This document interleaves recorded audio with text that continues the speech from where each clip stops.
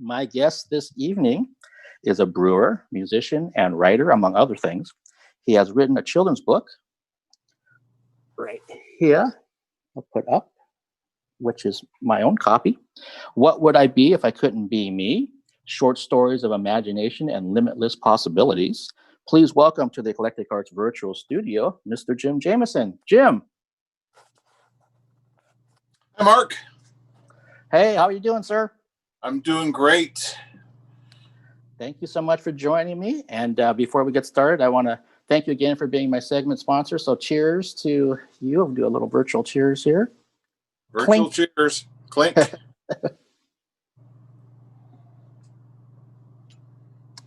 Now I'm distracted by the beer.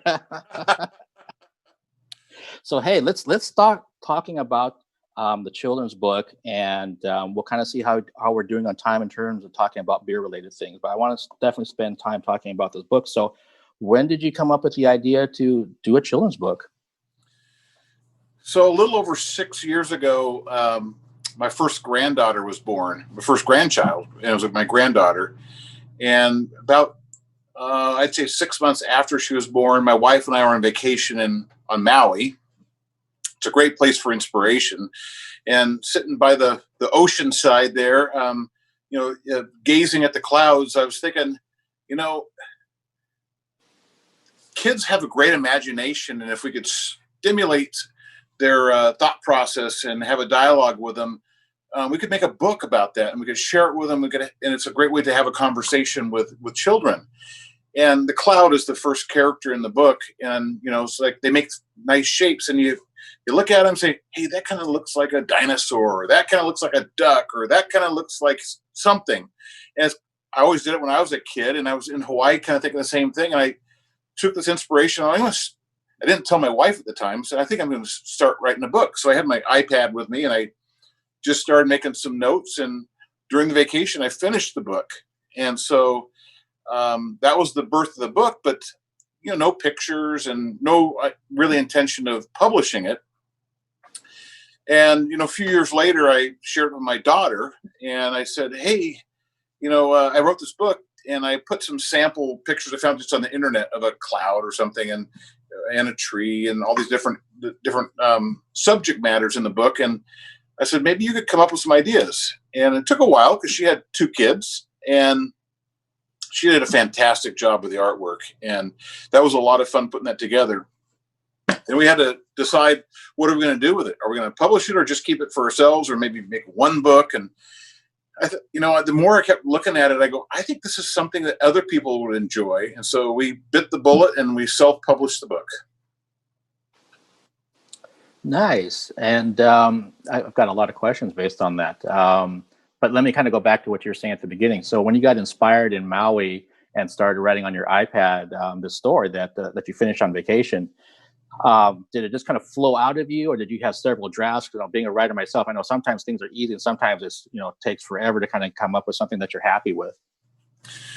Well, so we have 5 short stories in the book, and the first one is about the cloud. And that was the easiest one. It just kind of flowed. And I thought, well, how are we going to do this with other ones? How do you introduce a new character in another short story, and what should those characters be? And so I made a list of a lot of them, and I narrowed them down to the 5 we used. And yeah, there's a lot of rewriting, because it has to flow. It has to make sense. It has to be engaging, and it has to, if it doesn't bring in thought-provoking ideas for me, how would it bring in thought-provoking ideas for a child? And so the whole thing had to be, and it had to stimulate interest and stimulate imagination. Right. And you're doing the type of writing where it's repetitive, where it's rhyming inside the book. Was that, well, I assume that was on purpose. Yeah. So, when I've read books to kids in the past, and continue with my grandchildren and other kids, is I notice that they like the repetitive nature. It grabs their attention. I think they get more engaged in it. And if you notice, kids like to do the same thing, hear the same thing, read the same thing over and over, maybe watch the same movies over and over. They like to kind of memorize it, get really familiar with something, and makes it really comfortable to them. And that's what I really wanted to do, is that repetitiveness that stays all the way through the book. in a nice way. Yeah, no, and it flows really well, because I was reading it a second time today just to kind of refamiliarize myself with the text part of things. And yeah, also having been a teacher and having been around several children's books, actually more than several. No, it's really well done. Have you refresh my memory? So have you done anything like this, even just for fun? Like you wrote something that you were going to talk maybe for your own kids when they're young or something, in terms of just writing a story? No, I was really not a very, it's kind of embarrassing because when I was in high school, English was not one of my favorite subjects. I wasn't very comfortable writing. I didn't think I was very good at it. And I remember we had to write some poems, and I would just take lyrics from a song that I thought the teacher wouldn't know, and I would just plagiarize those and turn it in. And I go, B+, this is a great song. What are you talking about? I shouldn't say that. That's funny. Okay, so this is really like the then your foray then into writing and then eventually publishing and that type of thing. But also writing music. So I've written a lot of music and lyrics with songs, and sometimes songs take different avenues and on how the lyrics working within the book. And some songs are really repetitive, and they come back to a theme and to the song, and other ones don't. They just keep progressing on.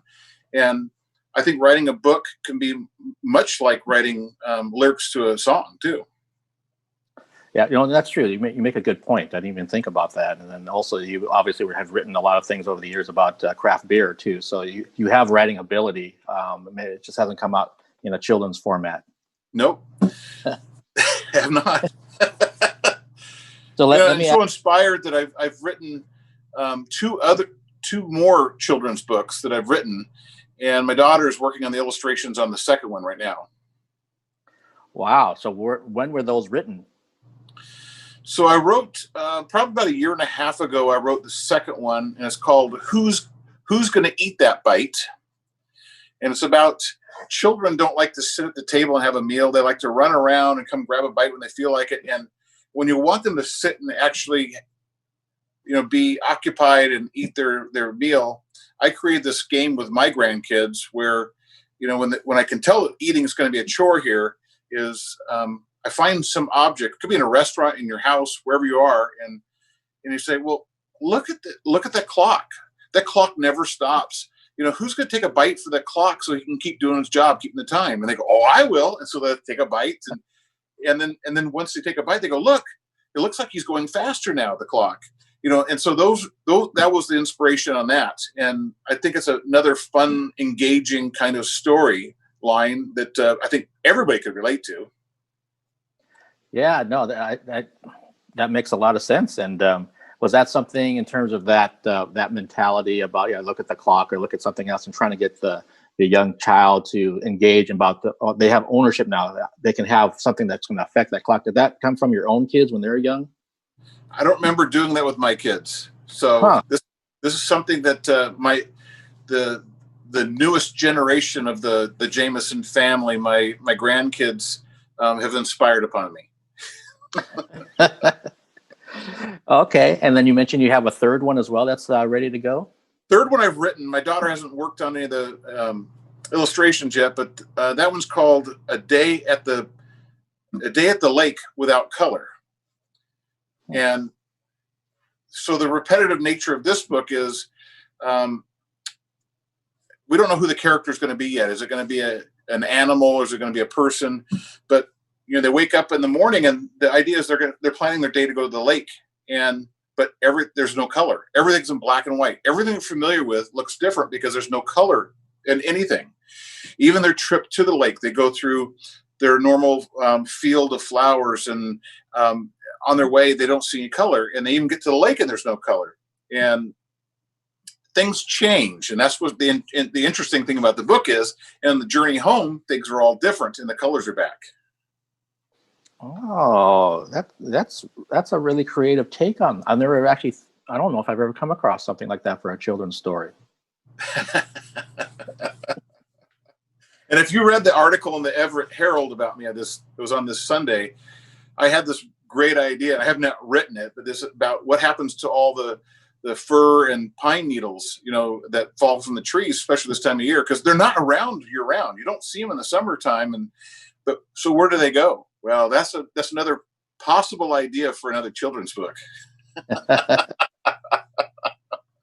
Yeah, it's like what you're talking about pre-show, that a child will look at something and it's only kind of comes through their purview about, like, yeah, so the stars are here at night, but then during the day, where do they go? I don't know. Things that I just kind of take for granted. Well, I think almost every adult takes for granted because we just don't think that way. That's right. No, it's to me is brought a whole new perspective on life in having those dialogues and discussions with the kids, because they have no prejudices, they have no preconceived notions. Everything's a new experience, and I wish we could all approach our days like that. I think we all get along a lot better each day. Yeah, here. I absolutely agree. And yeah, that would be a totally different world if things were like that for young people and adults alike. And exactly. let me ask you about so, like you mentioned, Stephanie, your daughter, illustrated this, and she's working on the second one.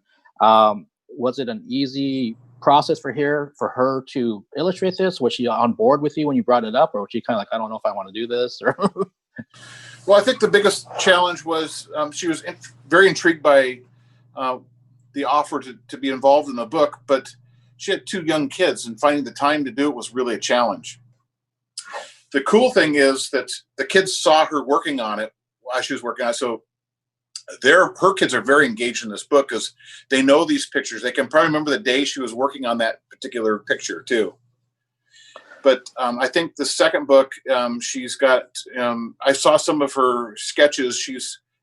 We're still quite a ways away, but she's got some great insight on bringing the story to life. And what I like is I'm putting the words down, and I like somebody else to bring it out into the picture. And I'm glad it's not me that's doing the picture, because it brings a whole nother dimension to the story. Yeah, that collaborative effort. It's like sitting in a because you're all about music. You're featuring a lot of music on your tour here, and I've been in the studio work, and I've written songs, and I bring other musicians in, and we're laying tracks down, and then you have a sax player, or you have a bass player, or a guitar player, and they get to a point where they do a little freestyle, and you go, "Oh, I never thought the song should have that in it, but that's what was missing from the song right now." And so, adding that other dimension from another person, it really complements what you're trying to accomplish. Yeah, no, very, very true. And yeah, I know that just from being a musician and being a artistic or creative person, that when I have my ideas, that's great. But then when I start meshing them with someone else's take on it, they bring something else to the table. It's like, wow, I never thought to go that direction, but let's do it because it's totally working for me. Exactly. And I think, the storyline on that is we're all better when we're together. And God, it's another thing about our society right now, that we're all so siloed in our beliefs, and we aren't open to talk to people. We are better when we bring other people into our lives. Yeah, no, I couldn't agree more. I just had a very lengthy video virtual interview on, when was that, Monday of this week, and that's pretty much what it boiled down to. We were talking about the Great Divide, and these guests were not even in this country; they're in South Africa, which is a really conservative type of country. But our whole point was that if you don't come together and at least try to have some mutual respect and hear somebody out, even if you don't agree with it, but at least have that time to talk with each other, then you can start to figure things out. But if you just dig your heels in and don't even bother, then nothing ever changes. I think that the vast majority of everybody in our country, probably in the whole world, our differences are not like this, like they want us to believe.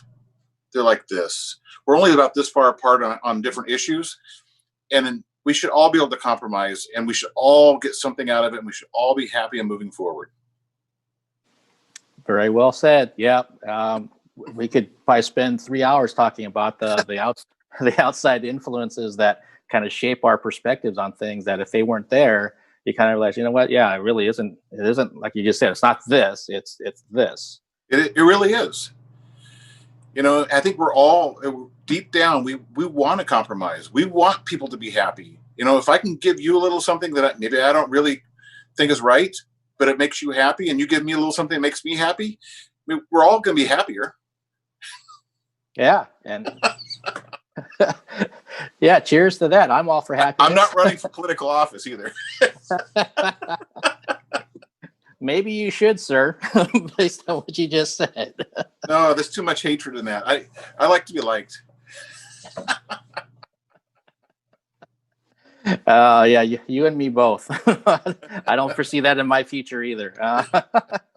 But hey, Jim, we've got about 10 minutes, so let's kind of shift gears a bit to Foggy Noggin Brewing and where things are at this point in terms of, we were just talking about this pre-show, that some of the beers that you've released this fall, like you had 2 fresh hop beers, and you had a version of your Beaver bitter that had blackberries in it, and then you just had a Vienna lager tasting tonight earlier. And if you didn't see it, people, you can go to Facebook, or you can go to YouTube eventually. I know you have those on your YouTube channel. Yep. What's, for people that aren't familiar with fresh hops, because I actually missed out on all of it, what can you tell people that don't know about fresh hop beer? Well, so I think the coolest thing about fresh hop beers is there's such a limited time, and it's right at harvest time. And so the definition of a fresh hop is whatever beer style you're going to put those hops, they need to be harvested within 24 hours of putting them into the beer. Because what you want is, you don't want them to dry out. You don't want all those oils to mature and become the bitter. You want the more green aspect of that hop to get the true flavor of it, and not the hoppy bitterness out of it. And so we analyze the hops as they're growing, and as they're starting to dry out, we let them go a little bit longer, because we're not going to be drying them for using storage and using them for a bittering hop. We want to use them as a fresh hop. So we'll probably go a week longer than we normally would if you're going to harvest them and going through a drying process and then store them to be used, because we want to take them and we're going to put them right in that beer. So we did 2 different beers this year. We did a English fresh hop, and so we used English malts, English yeast, English water, London water, and we use all English grown hops, but locally here in Western Washington, within 3 miles of the brewery here in Bothell. And then we also did an American fresh hop, which was American malt, American hops, American yeast, and Bothell water, which is nothing more American than Bothell water. And then we added those American hops are grown within 3 miles of the brewery into the beer. Complete different beers. The English hop is more balanced. It's subtler. I would call it, if I had to classify it, I'd say it's more like a pale ale. A pale ale with a nice rich maltiness and a great hoppy flavor to it, but not a hop bitterness, but it finishes nice and dry, but not bitter. The American one is going to have a little bit less maltiness to it, but it's going to have a bigger punch of hops. And it's going to have a bitterness, but not like an IPA that you would think of to really have a stringency on the back of your tongue. Completely different beers, completely for 2 different audiences, but I think everybody who tried them both really appreciated both of those. Nice. And you want to drink it as fresh as you can. So this is not a beer to put in your beer fridge and store for 6 months. You want to drink it within 2 weeks, really.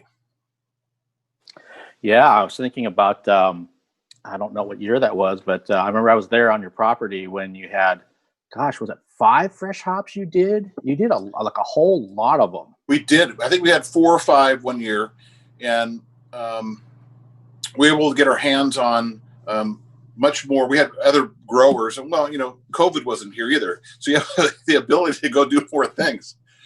But that was a lot of fun. So we really, and what I like to do is educate people. So if I can offer a lot of things you've never tried, they can come try them at my place, and they learn things.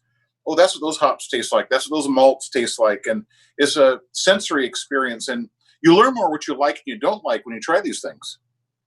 Yeah, no, that's very true. When you can kind of get the array of what's out there, then you can kind of whittle things down, at least at that time, of what you might like. And then who knows, maybe down the road you start developing a taste for other beers, just like what happened to me. I was into lagers when I first got into craft beer, and then I started eventually getting used to hops, and then it became, you couldn't stop me. Then it was like I drink it all. But yeah, if you don't have those options, then yeah, you don't really know what you're missing. Well, it's really funny because I have customers when we're open. So we're only doing curbside pickup right now, but when we're open for tastings, you get a group of people, you have 2 or 3 couples come in and people are ordering me. They go, I don't like dark beers. And I said, when's the last time you tried a dark beer? Well, I don't know. I just don't like them.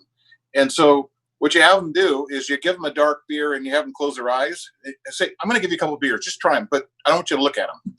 And they go, this is really good. And they go, oh, it's a dark beer? I didn't think I'd ever like it. So people have this interpretation of what it's going to taste like before you taste it. And it's a lot like foods. I mean, people think, I don't like green foods. They don't taste good. Well, you should try everything before you make that determination. Yeah, no, I agree. When it comes, and I've said this here on these shows, that when it comes to food or drinks and that kind of thing, I'm pretty adventuresome. I'll try most things. If it comes to activities, maybe not so much because I don't like heights and some other kind of things. But yeah, food and drink is like, why don't you try it at least once and see what's going on with it? It's even like music, though. I mean, there's music styles that are not my favorite styles, but when you hear a song performed and well written of any genre that's done really well, it's really good. Mm-hmm. And so you can't just say, I don't like that. You just haven't heard one that you do like of that.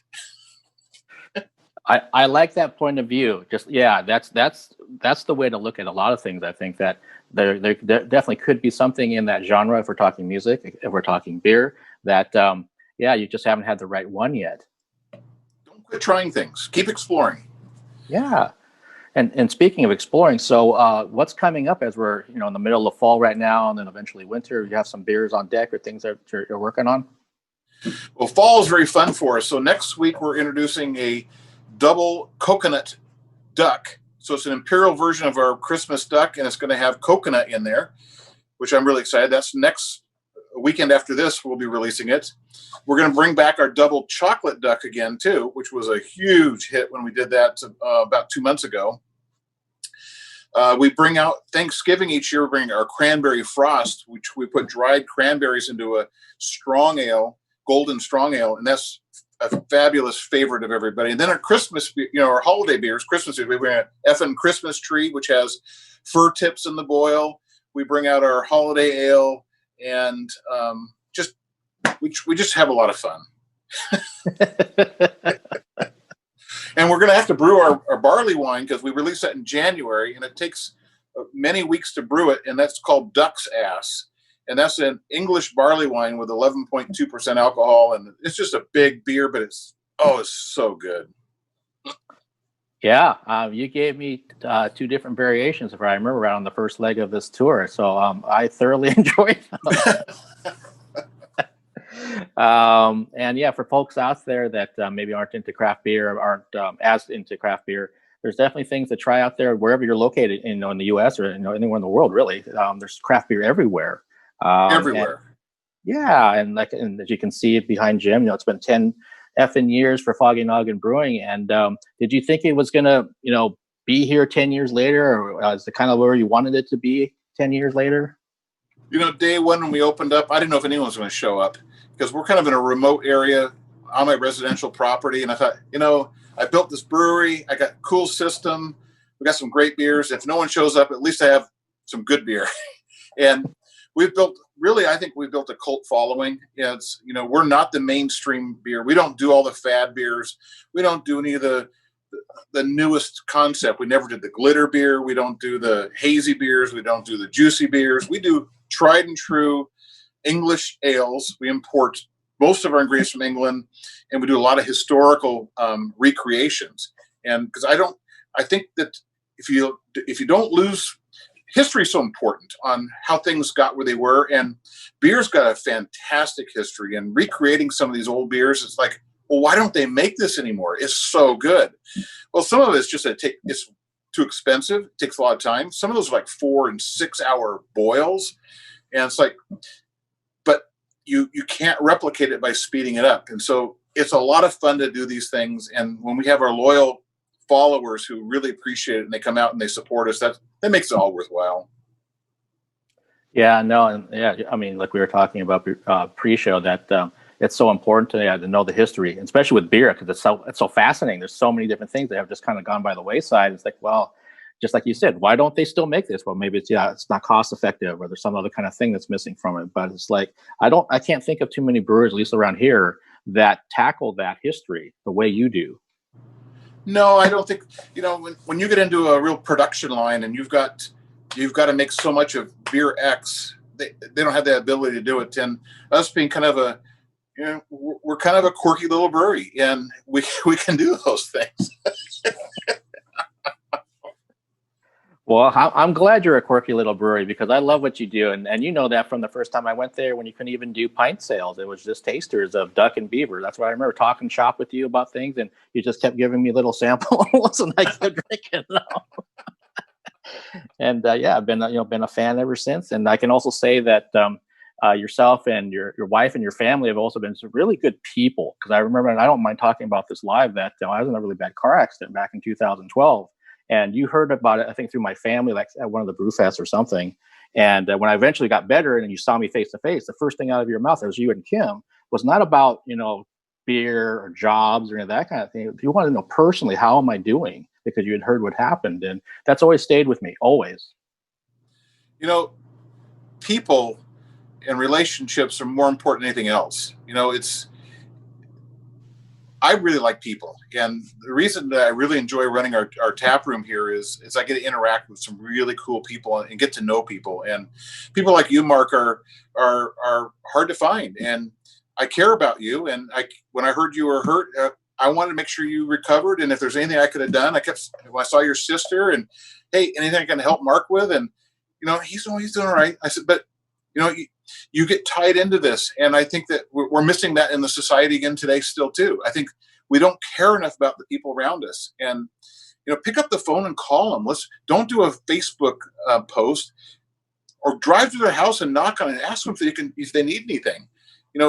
There's a lot of people hurting right now because of COVID, and they can't get out. And we owe it to our friends. We owe it to the people that are important to us to make sure they're okay.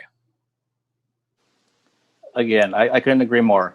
Very, very well said. And Jim, it's been 30 minutes. It seems like 5 minutes. I know. Thank you so much for being my product sponsor, and just for being such a great guy, a great brewer, doing everything right. And for those out there, you're doing your virtual tastings on Wednesdays, and you're doing your virtual happy half hours on Thursdays. And so you can tune into that on Facebook Live on Foggy Noggin Brewing's page, which I put into the chat. So, Jim, thank you. Stay safe, your entire family. Take care of everything. And I hope to see you sooner than later. Cheers, Mark. Cheers to you, sir. Have a great show.